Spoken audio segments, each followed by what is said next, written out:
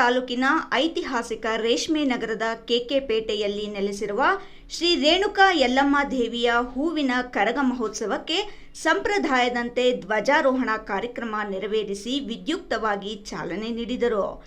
ದೇವಸ್ಥಾನ ಸಮಿತಿಯ ಮುಖ್ಯಸ್ಥ ಹನುಮಂತಪ್ಪ ಯಜಮಾನರು ಅವರ ನೇತೃತ್ವದಲ್ಲಿ ಅಪಾರ ಸಂಖ್ಯೆಯಲ್ಲಿ ಜಮಾಯಿಸಿದ ಭಕ್ತಾದಿಗಳು ವಿಶೇಷ ಪೂಜಾ ಕಾರ್ಯಕ್ರಮಗಳು ನೆರವೇರಿಸಿ ಧ್ವಜಾರೋಹಣ ನೆರವೇರಿಸುವ ಮೂಲಕ ಶ್ರೀ ರೇಣುಕಾ ಯಲ್ಲಮ್ಮ ದೇವಿಯ ಹೂವಿನ ಕರಗ ಮಹೋತ್ಸವಕ್ಕೆ ಚಾಲನೆ ನೀಡಿದರು.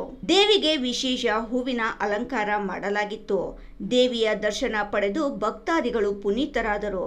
ಮಹಾಮಂಗಳಾರತಿ, ವಿಶೇಷ ಪೂಜೆ ಕಾರ್ಯಕ್ರಮದ ನಂತರ ಬಂದಿದ್ದ ಭಕ್ತಾದಿಗಳಿಗೆ ಪ್ರಸಾದವನ್ನು ವಿತರಿಸಲಾಯಿತು. ದೇವಾಲಯ ಅಭಿವೃದ್ಧಿ ಸಮಿತಿಯ ಮುಖ್ಯಸ್ಥ ಯಜಮಾನರು ಹನುಮಂತಪ್ಪ ಮಾತನಾಡಿ, 500 ವರ್ಷಗಳ ಇತಿಹಾಸವನ್ನು ಹೊಂದಿರುವ ಶ್ರೀ ರೇಣುಕಾ ಯಲ್ಲಮ್ಮ ದೇವಿಯ ಹೂವಿನ ಕರಗ ಮಹೋತ್ಸವ ವಿಜೃಂಭಣೆಯಿಂದ ಆಚರಿಸಿಕೊಂಡು ಬರುತ್ತಿದ್ದೇವೆ. ಮೊದಲು ಧ್ವಜಾರೋಹಣದ ಮೂಲಕ ಕರಗ ಮಹೋತ್ಸವಕ್ಕೆ ಚಾಲನೆ ನೀಡಲಾಗುತ್ತದೆ.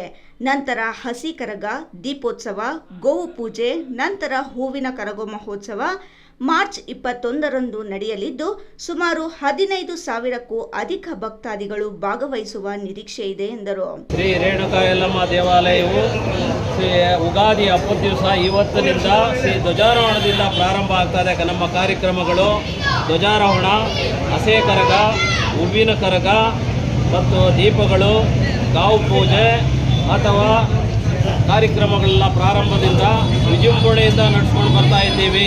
ಸನಾತನ ಕಾಲದಿಂದ 500 ವರ್ಷದ ಇತಿಹಾಸ ಇದು.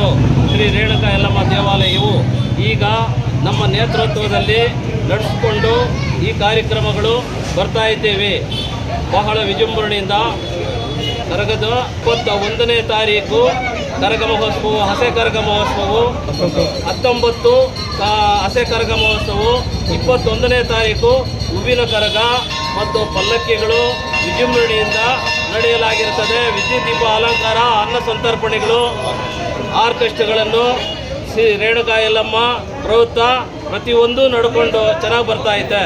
ಶಿಡ್ಲಘಟ್ಟ ತಾಲೂಕು ವನ್ನಿಕುಲ ಕ್ಷತ್ರಿಯ ಜನಾಂಗದ ಕಾರ್ಯದರ್ಶಿ ಪ್ರದೀಪ್ ದೀಪು ಮಾತನಾಡಿ, ಯುಗಾದಿ ದಿನದಂದು ಶ್ರೀ ರೇಣುಕಾ ಯಲ್ಲಮ್ಮ ದೇವಿಯ ಕರಗ ಮಹೋತ್ಸವಕ್ಕೆ ಹಲವು ವರ್ಷಗಳಿಂದ ಚಾಲನೆ ನೀಡುತ್ತಾ ಬಂದಿದ್ದೇವೆ. ಇವತ್ತು ವಿಶೇಷ ಪೂಜಾ ಕಾರ್ಯಕ್ರಮವನ್ನು ನೆರವೇರಿಸಿ ವಿದ್ಯುಕ್ತವಾಗಿ ಕರಗ ಮಹೋತ್ಸವಕ್ಕೆ ಚಾಲನೆ ನೀಡಲಾಗಿದೆ. ಮಾರ್ಚ್ 21ರ ನಡೆಯುವ ಹೂವಿನ ಕರಗ ಮಹೋತ್ಸವಕ್ಕೆ ಹೆಚ್ಚಿನ ಸಂಖ್ಯೆಯಲ್ಲಿ ಭಕ್ತಾದಿಗಳು ಭಾಗವಹಿಸಬೇಕೆಂದು ಮನವಿ ಮಾಡಿದರು. ಎಫ್ ಭಾಷಾ, ರಾಯಲ್ಸ್ ಕನ್ನಡ, ಶಿಡ್ಲಘಟ್ಟ.